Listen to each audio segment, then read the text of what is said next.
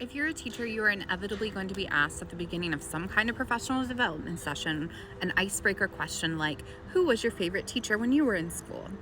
And for many of us, including myself, that prompts warm memories of a teacher who made a lasting impact. However, for me, this question has become a bit more complicated. My favorite teacher was my fourth grade teacher. I admired her so much, and she is a huge part of the reason that I'm a teacher today. She had a huge impact on my career.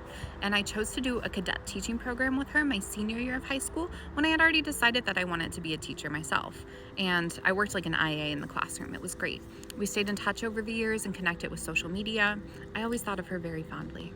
But as time went on, I started seeing posts from her that didn't reflect the person that I once knew.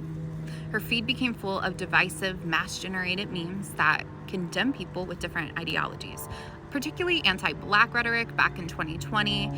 It sort of transitioned to anti trans messaging, sometimes anti immigrant messaging, definitely anti leftist thinking. And I tried to engage with her in thoughtful conversations, asking her to consider other perspectives. And when I did that, she would say things like, oh, I'm too old, or maybe I just think of the world too simply. Like, no. And she even admitted that I have a global view of the world. I consider a lot of perspectives when I think about things. And she considers things through her small town Indiana perspective and has no interest in seeing things from a different point of view because they don't affect her personally. She became very defensive when I asked her questions to the point that I reached out to her personally on like Messenger a few times to be like, hey, are we okay? Do I need to back off? And I don't think she was ever honest with me in those conversations. And it's been incredibly painful and sad to watch this transformation from this beautiful, wonderful woman who helped me through school to someone who spreads division. And what's really hard for me is she says particularly disheartening things about the communities that I serve as a traveling special education teacher, about marginalized communities. And it's just really hard.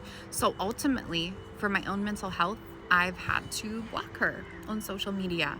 And I tried a really long time not to do that, but it's just became so disappointing and sad to me that I had to stop. And now, when I'm asked the question about who is your favorite teacher, I'm gonna have to come up with another answer, something a little more lighthearted to start the school year or professional development session with a little more positivity. But this is my true experience. And if you've experienced something like that, I would love to hear your story.